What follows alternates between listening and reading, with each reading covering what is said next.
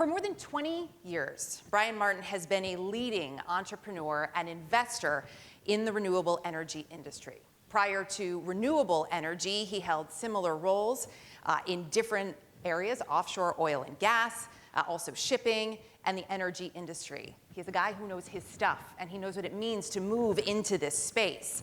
He was the chairman and the founder of Deepwater Wind. It's the company that built the country's first offshore wind farm. And if you've ever been to Block Island, you have seen that work off the coast. It is pretty remarkable, and they're massive if you get up close. Today, Bryan is the executive chairman of DESRI. It's a company that he co-founded. It's one of the largest independent solar power producers in the US. He's a problem solver. He is an innovator. He's also a Larchmonter, yay. His two sons attended MHS, and he is really an integral part of this community. He's served on a number of local boards and has also been active in coaching local youth sports. So if you please welcome Bryan Martin.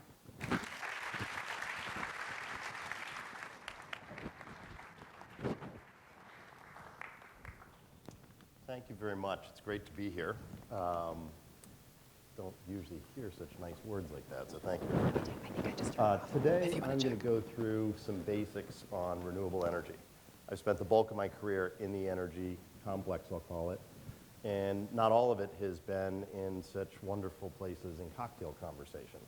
It's a lot more interesting these days doing renewables than it was when I was going on offshore oil and gas rigs. That was pretty interesting stuff too, though. So what I'm going to try and help convey today is something really straightforward. Think basic. Think about the basics. Think about the fundamentals. Sometimes we think about these things in such a big picture that we forget to think about what are the real drivers, what's really happening. So I'm going to go through, switch here. There we go. A little bit of background from me. A little bit of basic industry drivers. A little bit of a case study on Block Island. And then I think we're doing questions. I'm not sure. We'll ask Max afterwards. But I'd be happy to answer questions afterwards. This is an eye-dizzying chart, right? This is the energy complex in the United States. You don't have to take in what all of it means. What it says, there are inputs on the right side, on the left side, and there are uses on the right side. So energy gets produced and energy gets used. In the middle, up there in the orange, that's electricity generation. That's the power business. Power itself has to come from some energy input, whether it's the sun, natural gas, somewhere. And power has to get used. Power on its own is not really useful. It's great on lights, it's great in cars, but you can't do much with power on its own. So it's in between. The power business in the United States is massive. People don't always understand this. The power business is larger than the entire petroleum business combined. It's bigger than the entire natural gas business combined. The one that people often find most surprising, it's bigger than the entire transportation sector combined. The power business is big. It's also changing. This is a very simple picture of renewable energy. So you've got hydro, it's been around for a long time. You've got a lot more wind, and you've got a lot more solar. Why? Why is that coming on? You'll see that this is starting around 2000, which is when my story starts. I was working for JP Morgan in 2001, and I was investing in energy businesses. And I was asked to look at a project to buy a nuclear plant outside of Manhattan. Actually, it's in Westchester, the Indian Point nuclear plant. It was built in 1962. Its first nuclear license expired in 1992. And I thought, this is a great business. It provides about a third of the power to Manhattan. That's a great franchise, right? Well, turns out it was going to go offline. Nuclear plants are designed for a 30, 40-year average life, as are most of the coal plants in the United States. And as you can do the math, it was built in 1962. So that would have made the investment in that plant probably not a great investment. Thinking a little bit entrepreneurially, why don't I look at what's going to replace that power? Well, replacing power in something that's built that close to the city is hard. Weren't going to build a new natural gas plant there. So maybe we'll look in Long Island. Maybe we'll look in New Jersey. Turns out that's kind of tough too, because they're crowded. And you can't run a transmission line. Can you imagine running a transmission line through Mamaroneck? We had a difficult time getting an IKEA built 5 years ago or 10 years ago. It's not going to happen. So I had done a lot of offshore oil and gas. And we have to run power lines out there. So I knew more or less what it takes to do that type of thing. We looked at Europe. Europe had been building some offshore wind. And it turned out that that was actually economic because the power prices in New York and Long Island are so high. So started investigating. How do we get leases to do offshore wind? Again, I had done a lot of oil and gas. So just get the offshore oil and gas leases and do them for wind. That should be pretty simple. And that's how I started transitioning to renewables. Interestingly, it wasn't just Indian Point. To Erica's point a moment ago, think local, right? I was looking locally, but also think bigger. Where else could there be a nuclear plant? Maybe it's easier in another market. Something's going offline and we can find this replacement power. It turns out, as you can see on this slide, most of the power in the United States was built after World War II, during a period of rapid economic expansion in the U.S. 1950s, 1960s, 1970s. The last nuclear plant was built in 1982, right? These plants are old. They're all retiring. There's a replacement cycle for all of them. All of the power plants in the United States that were built in the 50s, 60s, 70s, and 80s are going offline. And as you can see here with the gray lines, those are the coal plants that have already gone offline. And the blue and the black lines underneath are the ones that are still operating. Do you think they're going to go offline? I do. I do. So one of the points that I think is very important to understand is, first of all, a lot of these have gone offline. And the power has needed to be replaced. Second, a lot more are going offline. Today, the green on the top is renewables. The next two boxes, nuclear and coal, aren't going to be there in the next 20 years, just because they're old. If you have a car, you can drive it for a long time if you take care of it. But the more you drive it and the older it gets, the more expensive it gets to drive usually. And that's the same with power plants. This is just a natural life cycle, a natural replacement cycle. So within renewables, what's growing and why? Most people are surprised when they see how big the solar energy business is. Most of renewable growth right now is solar. Wind, which we hear a lot about, and I started my career in renewables in wind. So we did offshore wind, did an onshore wind company, and solar. But utility scale solar in particular is where all the growth is in renewables right now. So if you look at this, the green bars are utility scale. What do I mean by utility scale? Most of the projects that we do are in fairly rural areas, roughly the size of Central Park, to give you a sense of scale. Underneath that, you see that we have the gray bars. That's residential solar. And I'm not saying that residential solar is bad necessarily, it's just not as economic. And when you're in a replacement cycle, what is the thing that typically replaces the thing that goes away? The cheapest, most effective form of energy. And that is renewables. I'll show you that in a moment. In addition to the replacement cycle, we also see what people refer to as electrification. Cars are now becoming electric. People are trying to make all of our stoves electric. Computers, phones, all of these things. So the market is growing for green energy. Batteries. We can now move power from when the sun's shining to when the sun's not shining.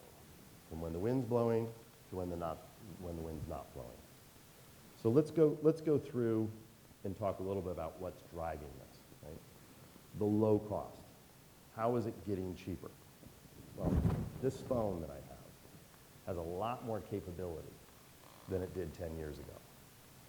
Think about your phone with the semiconductor that's in it is very similar to a panel, which also has a semiconductor.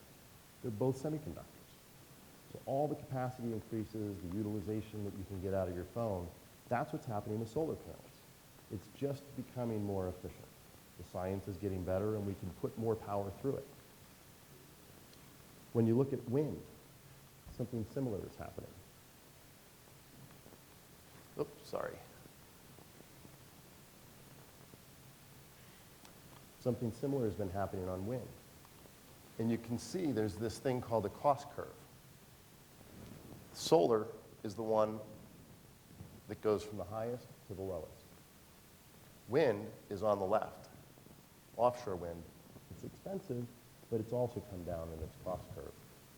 Onshore wind that's at the bottom here. It's the cheapest form, and it has a good cost curve also, but you can't put onshore wind everywhere. Look at the nuclear energy. Nuclear energy has actually gone up in cost. Coal is flat. And when you look at this chart, you can see this is the cheapest form of replacement power. Not subsidized, unsubsidized, without tax credits, without all the stuff that we hear about in the newspapers every day. This is just the cost curve over time. Pretty impressive. Why does this happen? Well, scale is what does it on a wind turbine. The bigger you get, the more power you produce. And it tends to be the case that while the cost goes up for a bigger turbine, the amount of power that it produces is a lot more than the cost increase, so that drives the cost down. This gives you a sense of size and scale. This is a typical offshore turbine, and that is a helicopter that's landing on it. And if you go to the Block Island turbines and you go look out at the turbines, they're beautiful. You see all the white and the little red dot on the back. That's a helicopter landing pad. And that's not a small helicopter. Each of the blades has the same wingspan as an Airbus A380, the largest airplane made. Each one.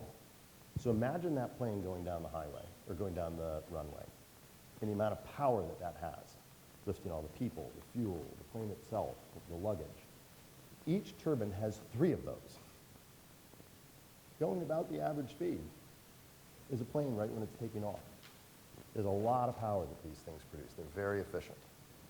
This is a picture that I took from an even larger turbine in Denmark.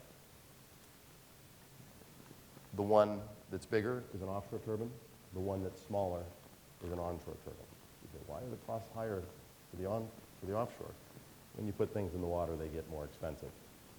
But the bigger those get, the more offshore wind costs come down.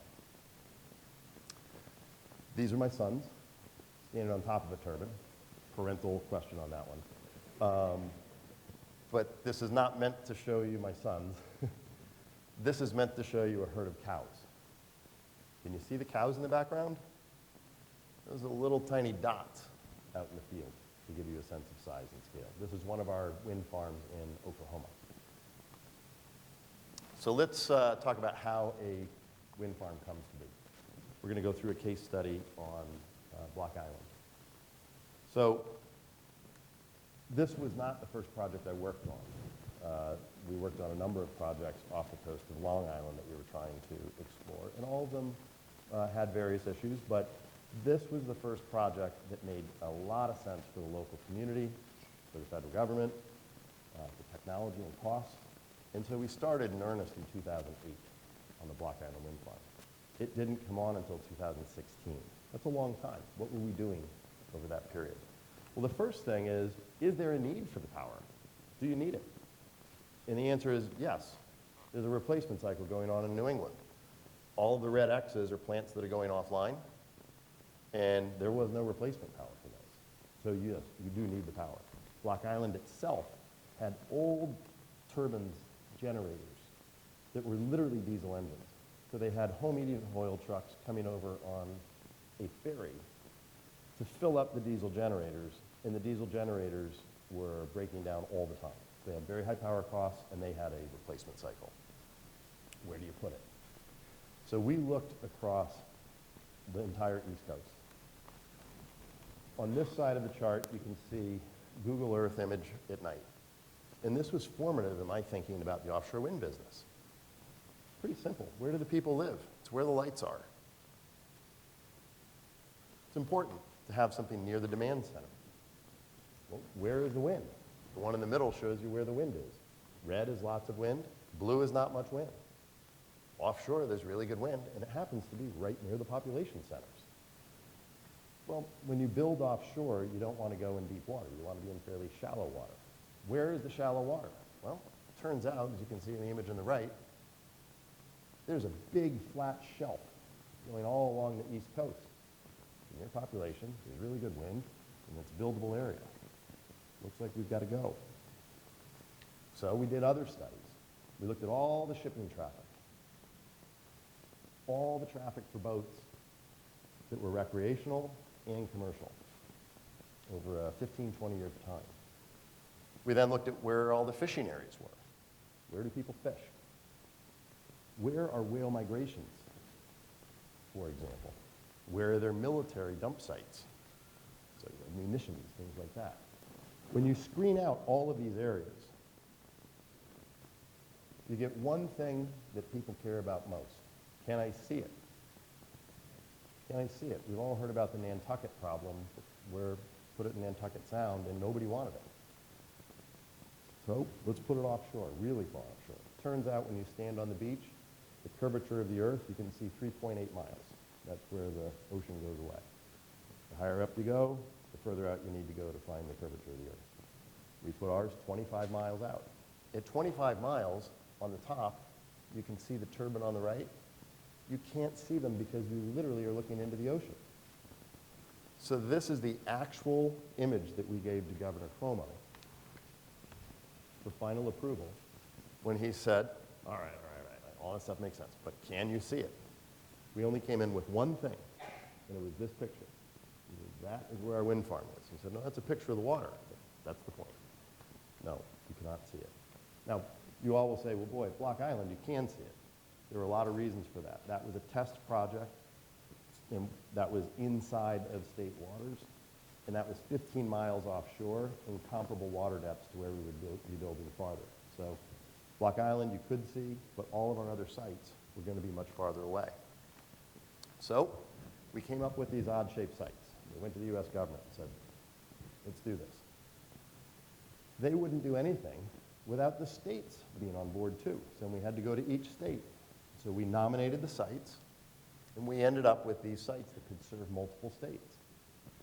How did we do that? Well, we went to New Jersey, Delaware, and Maryland. And each one of them thought they were nominating the site. So you got 3 chances of getting a partner to nominate it. And we did. All of these were originally discovered in that screening that we did. Then you got to get permitted. We had 27 permitting agencies that we had to go through. And you can imagine that they don't all agree. One says you can do this, and one says you must not do this. It's incredible how often one agency wants you to do something and another agency prevents you from doing it. And so you have to get them to reconcile. You have to get a lead agency, and you have to get other agencies to defer to them. That takes time, but it's doable. Then you have to deal with all of the various constituencies. In the United States, we live in a balance of power. There's state government, there's federal government. There's local government, there's state government. No one place can say, do this, without somebody else balancing out that power and saying, yeah, but I'm concerned about the following. I believe that's a good thing. It's a good thing because our projects become very robust. So we spent a lot of time with the fishermen so that we weren't interrupting their activities. We spent a lot of time with the various environmental nonprofits. So we learned that there was a lot of whale migration going through this area. We have to learn that. Then we were dealing with the Native American concerns. And there were some amazing stories about discoveries that we made as we were working with them to get their support and approval. Ultimately, Block Island residents approved this project at 86% approval rate. Think of anything in our economy in your day-to-day life that you can get 86% of the people to agree on. Then you had to build it. We didn't have any of the equipment here. We had to figure it out. We went to the Gulf of Mexico because these foundations look a whole lot like an oil and gas foundation. There were a bunch of companies trying to sell us great new things, We didn't want to have to reinvent that, so we went to the Gulf of Mexico and brought those up on a barge. Again, just being practical. So what do I learn from this? What do I want you to take away? One, growth of this sector, it's not that the public policy is bad, it's just that it's driven by something much more fundamental. There's real demand for renewables. The story I told you about Indian Point, the nuclear plant, the thing that turned me on to the need for renewables, that was 5 years before Al Gore's movie, An Inconvenient Truth. Our consciousness of global warming hadn't even started really. This was starting a long time ago. Social public policy matters. It's important. It's a fundamental part of things. But it supports the growth in an industry like this. Maybe it's not always driving the growth. Policy isn't just good. Policy can be harmful too. And the policy may be very good, but it has effects that don't help our industry. So over the last few years, for example, there have been tariffs. There's been a strong interest in bringing unions in, which is great, but it raises costs. And so these things are more complex than what we might read in the paper on any given day. The second thing, this is really important. I've been talking about technical stuff, some engineering stuff, a lot of finance. I'm a history major. I was a history major undergrad. You can do the math. You actually can do math. Keep it simple. Be practical. Be thoughtful. Learn to think on your own. History majors can do the math, and they can also understand the engineering. In many cases, success in renewables for me has been about not winning the argument, but being right in retrospect. Could we have pushed things through Block Island? Yes. It was better to be able to look back years later and say, you know what? That was a really good decision. I'm glad that we didn't build after October, because right whales were migrating through. In fact, the very last day of construction, we had a whale family come through and rub up against all of our turbine foundations. Like they were scratching their back. They swam around it for a while, checked it out, and they moved on. We had a self-imposed moratorium after October 31st. That was on October 39th. We didn't win the argument with the state to go and build through December. But in retrospect, we were right to have stopped in October. Finally, we hear all about subsidies and government, and we have this and we need that. Utility scale renewables don't need subsidies. We should do what we need to do to make sense. We have a replacement cycle.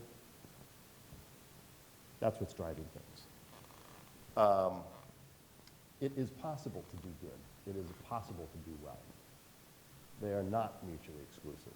In fact, in my career building renewables, what I have found is that the more you serve people well, the better outcomes you get, which then help finance the ability to do more. The Block Island wind farm did not take any government grants. We did it all financially on our own and lowered the prices to Block Island. That wonderful cycle of service, but also profitability. It was not an evil thing, it was a good thing. They fed each other. You can do good and you can do well. Thank you very much.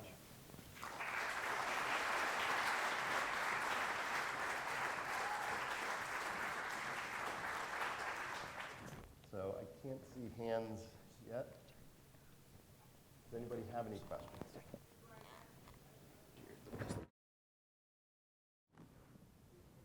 Yes. Some people have said that the marginal cost of people in our lifetime might go to zero. Do you agree, disagree with that statement? So I can't see who that is, but I know that voice, and that was the voice that actually started the Block Island Wind Project by talking to Kim Gaffney, Andres. How are you, buddy? Good to see you, man. So the marginal cost of power going to zero, it actually is possible. I think it's unlikely, but one of the wonderful things about wind and solar is their fuel cost is zero. They do have maintenance costs, to keep these running, you've got to do a lot of work on them. And what we've seen actually is that renewable energy in places where we're producing 100% renewables at certain hours, the price actually has gone negative. And so you've seen places like Texas, places like Oklahoma, Iowa, for many hours a day, the price does go to zero for periods of time. And that's because you keep dispatching until you're making at least $1. So there are other reasons that the price goes below that. But yeah, I mean, the answer is it does happen. Will it happen permanently? Unlikely. But renewables, because you don't have to pay for any fuel, you will keep dispatching as long as it's even making 50 cents. So yeah, they do drive the prices down quite a bit. Other questions? Yep. What's the status of our grid? Status of the grid. That's a great question. If you think about where our cities are on the coasts, they're highly concentrated. And when you think about where the power plants are, they tend to be in the cities on the water because they need cooling water. Nuclear plants, natural gas plants, and coal plants. The turbine is actually driven by steam. So the coal is burnt, heats up in a box, water pipes run up it, they turn into steam, and they make what is actually something like an airplane engine spin, turn, and that creates power. If you think about those places that aren't on the coasts, and there are big plants that generate power and then distribute it out. So in the Southwest is a massive nuclear plant called Palo Verde. It's 3,800 megawatts. That would be about 40% of New York's power. Okay? A big renewable project might be 100 megawatts. So something even the size of Central Park is 10% of your average coal plant. So they're distributed. So the grid is not set up for all of these smaller plants. The location of new plants, of new power plants, is also different than where they were before. We can't build these plants on the water in big cities anymore. So they're changing. Having said that, people are often critical of the U.S. grid. It has one of the most efficient, one of the most effective grids in the world. It's a very effective grid. And we're actually 5 main grids, and those will probably stay in place. What's actually happening is that most of the new projects that come on are having to pay for the grid upgrades. And so that's another public policy, that we're subsidizing renewables with government federal money, but we're not spending that money on the grids. The government could easily go in and do that. That's a choice not to. And so whenever we do projects, we try and find the projects in the spot, in the grid that makes the most sense. And that's another example of the market working, common sense working, being basic, being practical. But there will be a day that we can't find those spots anymore and that major grid upgrades will need to be made, and the government probably will have to do some of them. It's a great question, though. Other questions? Yeah, my question is about coal, because you showed that graph, right, about the cost of different things, and you're saying that, and I'm not sure that I really caught the last point you said about coal, that it's, I think you said something about that's still cheaper. I'm just wondering about the future, what you see, you know, how that is going to work out, this whole. Sure, so about half of the coal plants in the U.S. have gone offline already. And when you look at which ones have gone offline, they've tended to be the oldest ones that have gone offline first. And the ones that are still operating are the ones that were built later. And now we're starting to see that later group start to retire as well. Now, there are regulations that have come into effect that may accelerate the retirement slightly, and that usually has to do with the coal plants needing to spend money to upgrade their plants to take mercury out of their emissions, for example. And if they're already marginally economic, that might be enough to tilt it so that they go offline. Whether those types of rules are passed, those plants are going offline anyway. And so we've had about half the plants go offline already, and the other half are expected to be going offline over the next 2 decades. And the same is true with nuclear plants. There's a limited life that these things can run. And you've seen some policies that are trying to extend the life of these plants and at least have them as base load as long as you can, and other policies that shorten it a bit there'll be a back and forth and tug of war on that that'll happen. But ultimately, whether you shorten it a little bit or lengthen it a little bit, they're going offline in the next several decades and have been over the last several decades. And I would argue that is the primary driver of why the renewable energy industry is growing.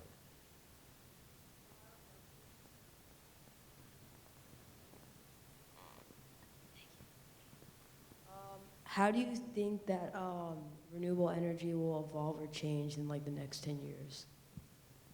So you're going to see some really interesting things happening in renewables over the next 20 years, 10 years. Batteries are going to become more important. Batteries have their own challenges. As anybody with a phone in the audience can attest, they don't all drain equally. They don't all charge equally. There are some complexities with batteries. They're not clean to make, for example. Hydrogen is coming into, I'll call it consciousness and technology circles more. And you'll see hydrogen as a storage mechanism for renewables more often. You will also, I think, continue to see the cost curve come down. And that's really important because many of the utilities that we sell power to are concerned about bringing ratepayer costs down. And they can do that when they add renewables to their system. So many of our customers are actually municipalities and co-ops.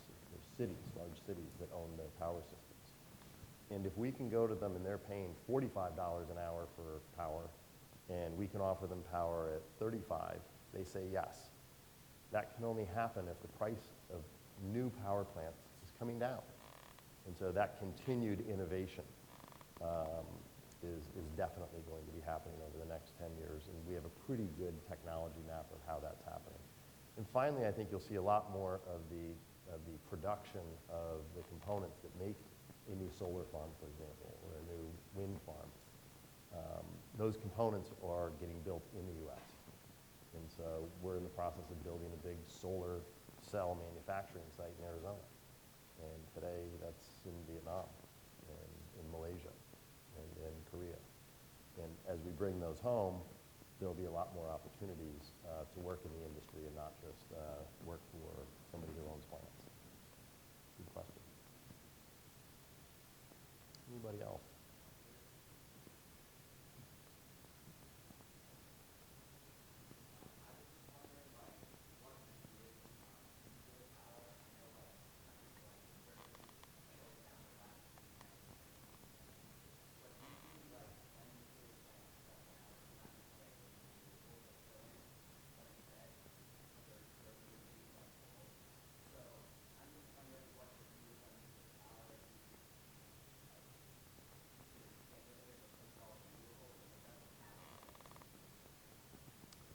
So I tend to think pretty practically. Nuclear is typically considered clean energy because of its emissions profile, but most of the nuclear sites that we have are keeping their nuclear waste on site. That's not particularly clean.